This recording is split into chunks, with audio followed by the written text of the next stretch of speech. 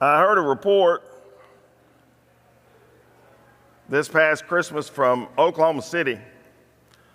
A woman had gone shopping with her grandkids, a 4-year-old boy named Jason and his little sister named Susie. And they'd just left the grocery store and were loading the car.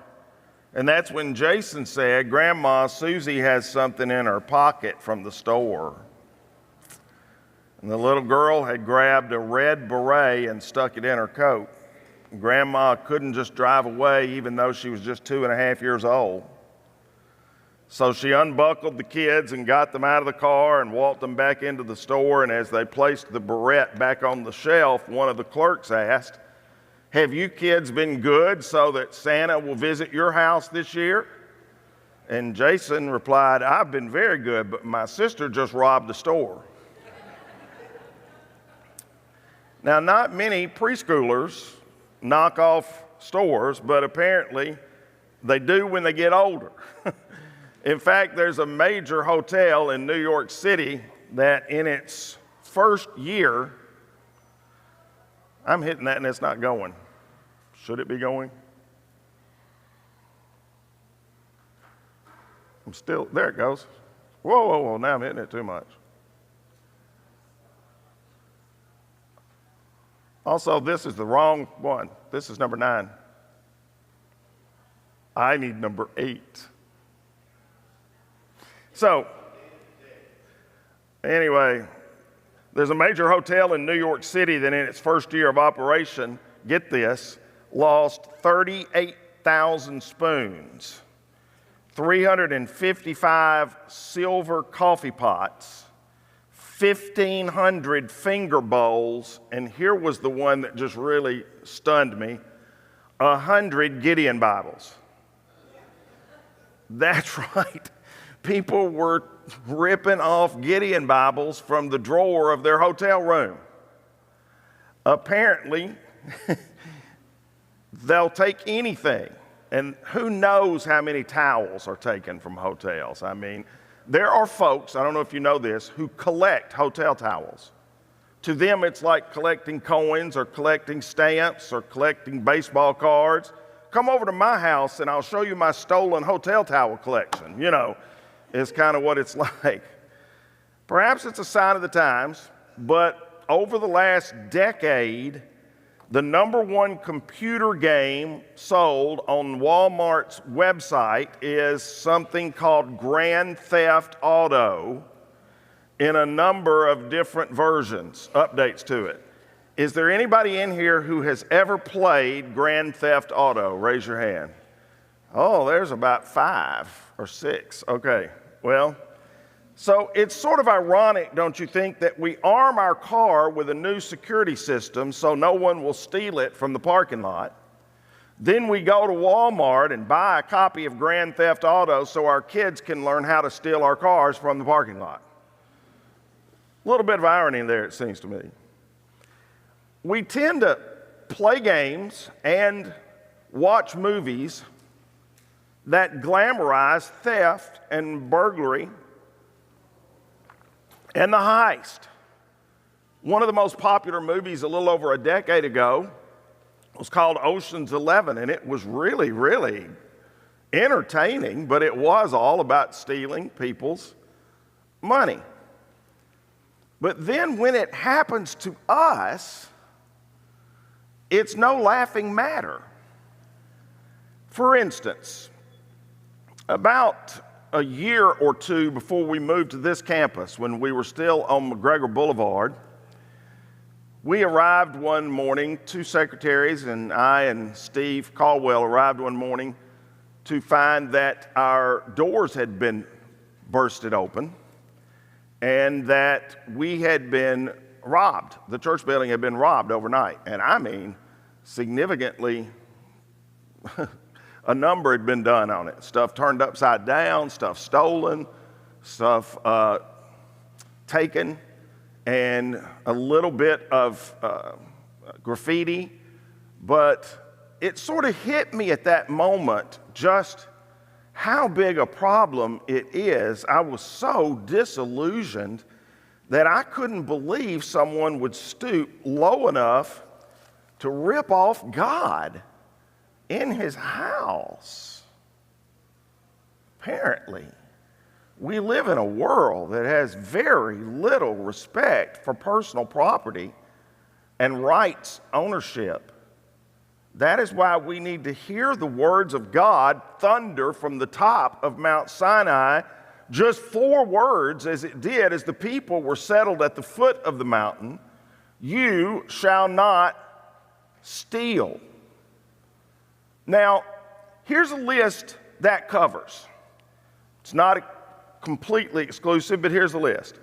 Burglary, robbery, carjacking, shoplifting, pickpocketing, purse snatching, embezzlement, extortion, racketeering, employee theft, underpayment of taxes, fraudulent insurance claims, padded expense accounts, copyright infringements, failure to pay child support, frivolous lawsuits, borrowed items that never get returned, etc., etc., etc., etc. All those things commonly stolen.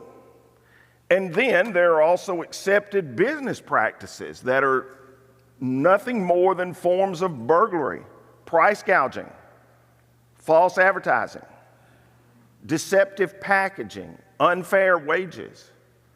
All the ways that businesses are stealing from their employees and their customers. I don't know if you knew this or not, but after the pandemic, there was a big story, and it became an issue about companies who were taking product out of a bag but still selling it for the same amount. And I knew for a while when I had gotten a bag of potato chips and got bowled over by the gust of wind that sailed out of the bag when I break the seal, what looked like a huge bag of chips was actually 90% air and packaging. That's also a form of theft. Potato chip theft, that's the worst. When the chips are down, you don't want to get ripped off, do you? And when we think of robbery, we mistakenly, I think of a masked man with a gun protruding from his pocket or crooks in a getaway car. But there are a lot of different ways to violate the Eighth Commandment. Take, for example, shoplifting. It's become an American epidemic. A recent headline in the Wall Street Journal read, "Shoplifting is America's biggest, fastest growing, most expensive crime. Ordinary people will steal everything from TVs to Bibles to Preparation H." America, it said in that story, loses $15 billion a year to shoplifting. Unbelievable. Pilfering or employee theft, another form of stealing. American businesses lose nearly as much to employee theft as they do to shoplifting, about $5 billion more a year.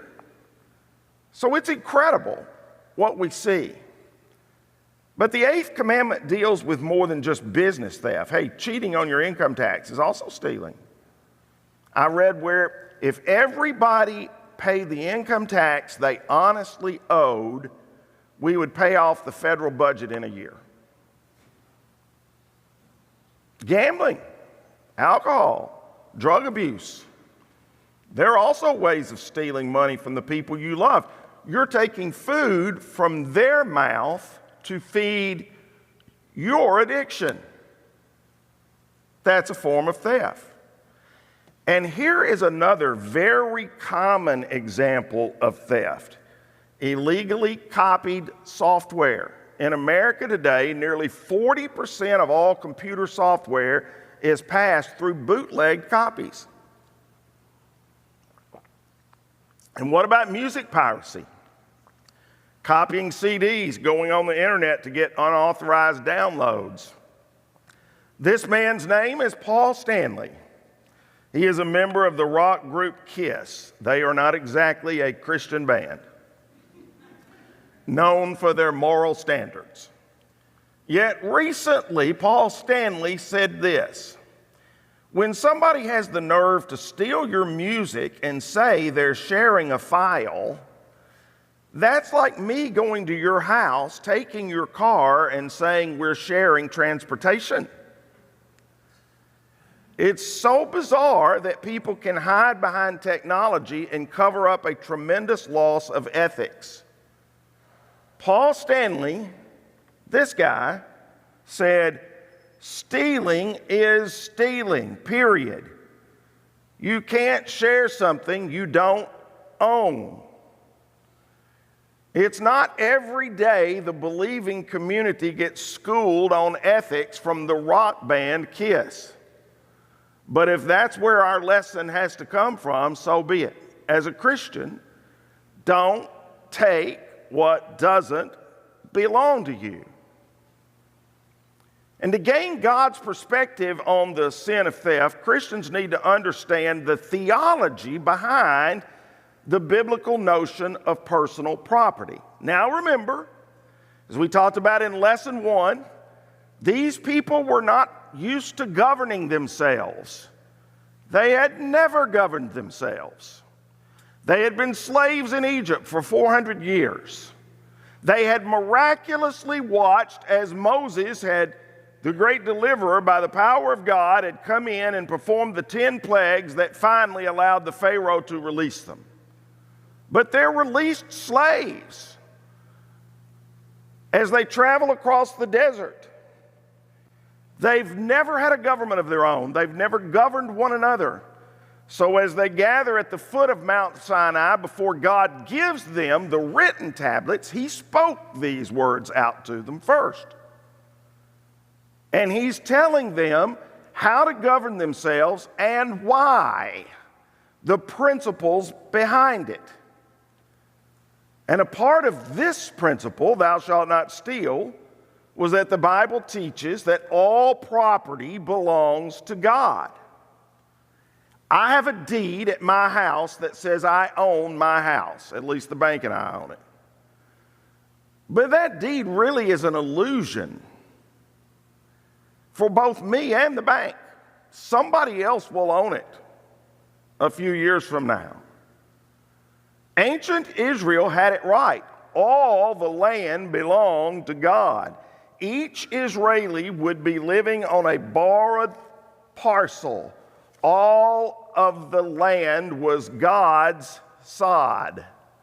Leviticus chapter 25 explains the year of Jubilee. Every 50th year in Israel, all debts were canceled and the land returned to its original owner. Everybody started over. And God explained this principle by saying the land must never be sold on a permanent basis, for the land belongs to me. You are only foreigners and tenant farmers working for me. So God honored the right of personal ownership up to a point. But the land didn't belong ultimately to the purchaser or the name on the title. It belonged to God. Everything we own belongs to God and is just on loan to us. That's why stealing what another person has is not only a sin against man, it's a sin against God. That's why Proverbs chapter 30 says, "O God, I beg 2 favors from you. Let me have them before I die. First, help me to never tell a lie. Second, give me neither poverty nor riches. Give me just enough to satisfy my needs, for if I go rich, I may deny you and say, 'Who is the Lord?' And if I am too poor, I may steal and thus insult God's holy name." I would be willing to bet, if I were a betting man, that every single adult in this room knows somebody who has done one of those 2 things. I know a lot of them. People who became too rich for God. Their gold became their God. And they said, who is the Lord? I have what I need. I've made what I need. And I bet everybody in this room has known somebody who's gone the opposite direction this verse speaks of, in stealing, and thereby breaking one of God's big 10 and insulting God's holy name. So Solomon feared an abundance that would lead to neglect, but he also feared stealing that would profane the name of God. All these ways that I've just described are ways that we can break the Eighth Commandment. In one sense, the Eighth Commandment is also a prohibition against stealing, but in another sense, it's a call to stewardship. Everything I have belongs to God. That means you shouldn't take it from me, but it also means I should use it wisely. I'm a manager, not an owner. I'm accountable to God for how I use what He's given. I can either glorify God with my money or I can steal it from Him selfishly. But I'm just a manager. We've all heard the old phrase, you can't take it with you. And we all know it's true. You really can't. When it comes to personal possessions, the world says, the world mindset, the unbeliever's mindset says, what's mine is mine, I'll keep it. The thief says, what's yours is mine, I'll take it. But the Christian is supposed to say, what's mine is God's ultimately, as we've read in these scriptures. What's mine is God's, and I'll share it. That's what the Apostle Paul teaches in Ephesians 4, verse 28. If you are a thief, quit. If you are a thief, quit stealing. Instead, use your hands for good, hard work, and then give generously to others in need. That's exactly what that principle says. I won't steal from others, and what's mine is God's. I will work hard and give generously to others in need. We're to labor in order to love, in other words. God gives us the will, the ability, and the opportunity to work. He's ordained hard work. It's good for us. It imparts a sense of purpose and keeps us busy and meets our needs. But it also provides us a way where we can provide for our family and where we can also bless other people. With the money we make, we can give to our family, we can give to other people, we can give to God. A Christian should work hard, then share the wealth. In other words, you might say it this way. Rather than take from others and steal from their lives, we should give to others and fill up their lives. As Christians, we are to be givers, not takers. It is more blessed to than to. Who said that? Jesus. It is more blessed to give than to receive. Now, there are actually 3 ways to accumulate property. 3 ways. You can narrow it down to these 3. By gift. Maybe you inherit it or somebody gives it to you. By hard work or by theft. Those are the 3 ways, basically, that there are to accumulate property. God sanctions the first 2. By gift and by hard work, by love and by labor. But theft, stealing, is an assault on both. When you rip off another person's property, you deprive them of the rewards of their honest work, and you're certainly not showing them biblical love. It's interesting, I think, that the Eighth Commandment starts a new division in God's top 10.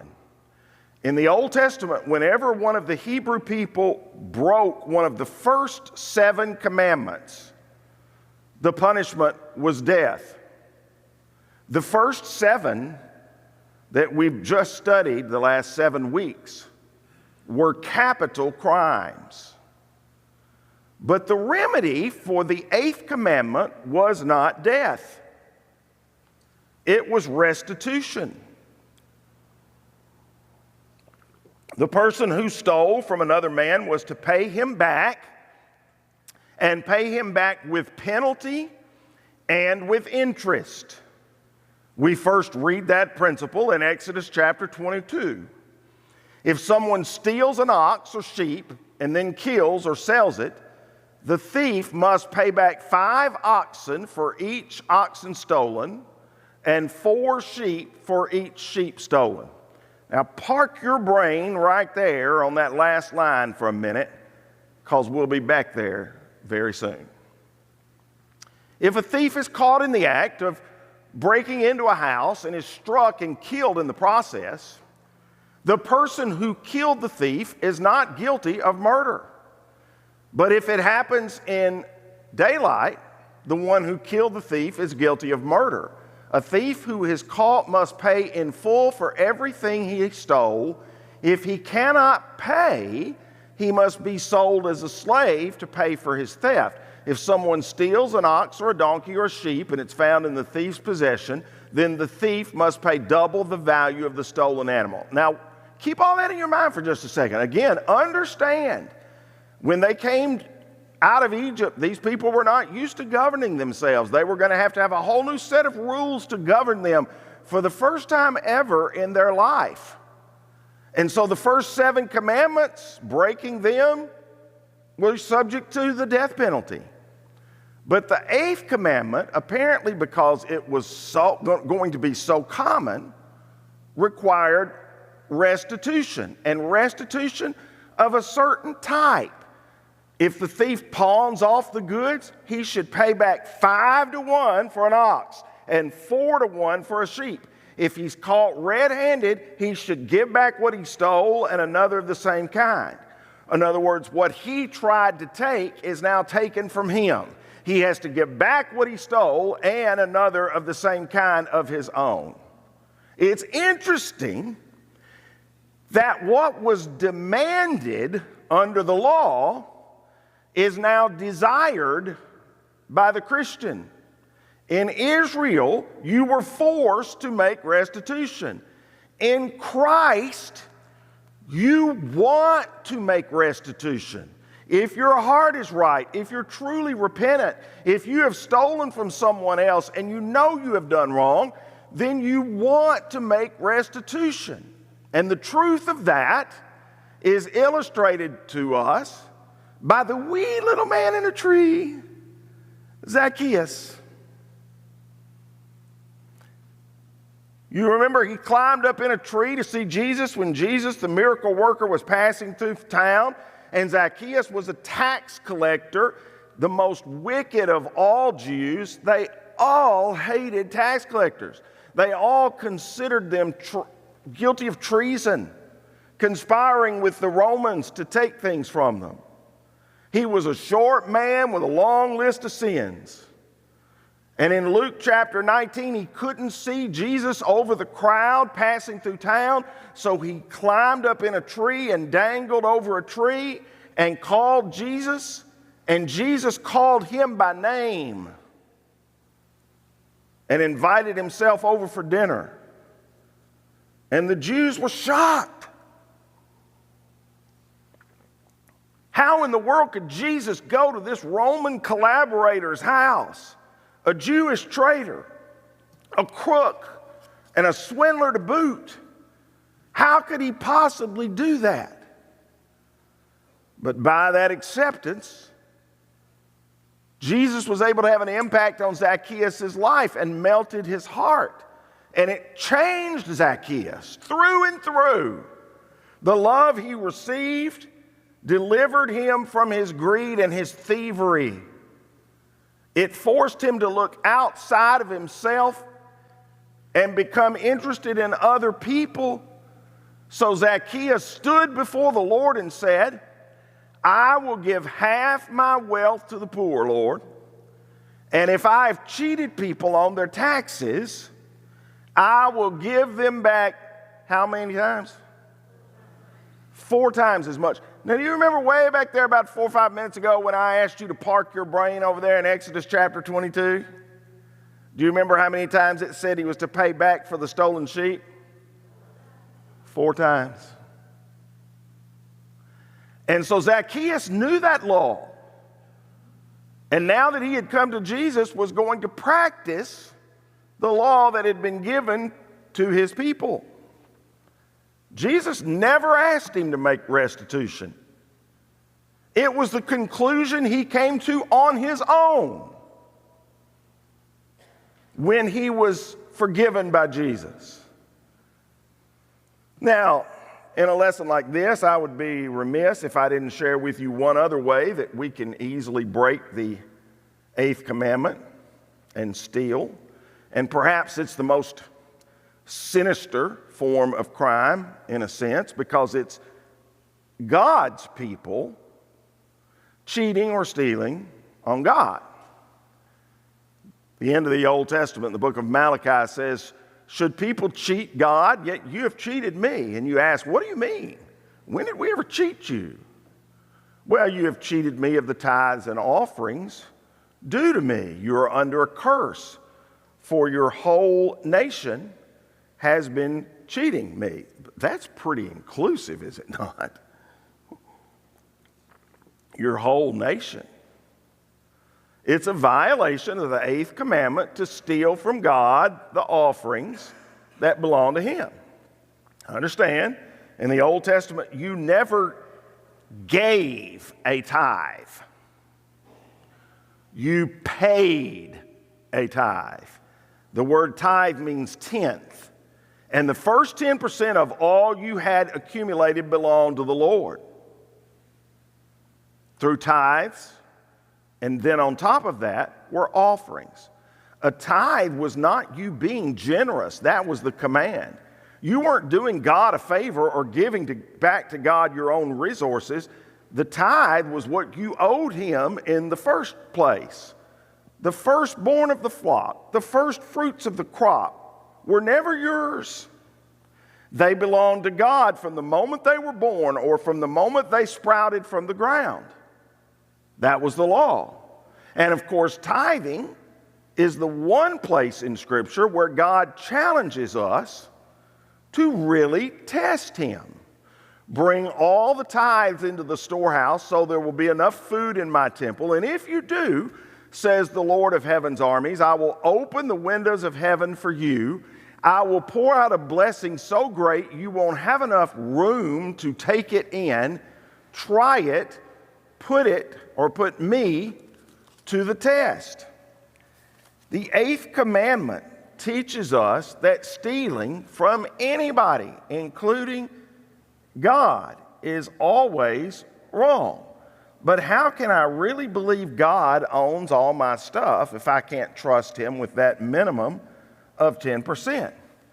Now people say, rightly so, well, but we are not under the law. We are under grace. We're not under the Old Testament, we're under the New Testament. So we're not required, as the Jewish people were, to pay a tithe. Remember, it's not give a tithe, it's pay a tithe. And that is exactly right. But we are expected to give generously, as 2 Corinthians says, and 1 Corinthians 16, 1 and 2 says. And as Jesus said, it is more blessed to give than to receive. We are expected to give generously. And as many people have pointed out through the years, while we are not under the Jewish obligation to tithe, are we who are living under a better covenant with better circumstances and a better mediator, as the book of Hebrews says, expected to be less generous? You have to decide that in your own heart. One of the ways that you decide it is the way in the book of 2 Corinthians that people in the New Testament church were told to give. According to their heart, and in proportion to their income. Obviously, that means people who've been blessed more should give more. People who've been blessed less should give less. We are not under the law of tithing. We are under the responsibility of offerings. Now let's go here for just a second before we close out this morning. What if you have violated the Eighth Commandment? A lot. What if you have been guilty of many of the things I described in the first few minutes, the various ways that we can steal from God and steal from others?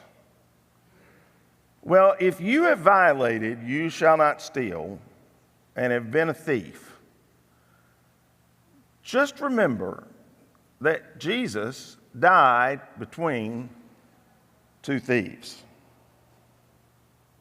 It's no accident that he hung on a cross between two thieves. And that when one of them cried out and asked, "Lord, remember me when you come into your kingdom," Jesus said to him, "Today you will be with me in paradise." The first 7 commandments, capital punishment was an option. Here you get to the 8th commandment, and you not only have restitution being the option, but you have the King of Kings and the Lord of Lords willing to take a thief at the most important moment of his entire life, when he has the sins of all the world weighing down on his shoulders, and turn that thief into a child of his. What a beautiful picture of grace and glory. Jesus taking burglars and robbers and turning them into blessers.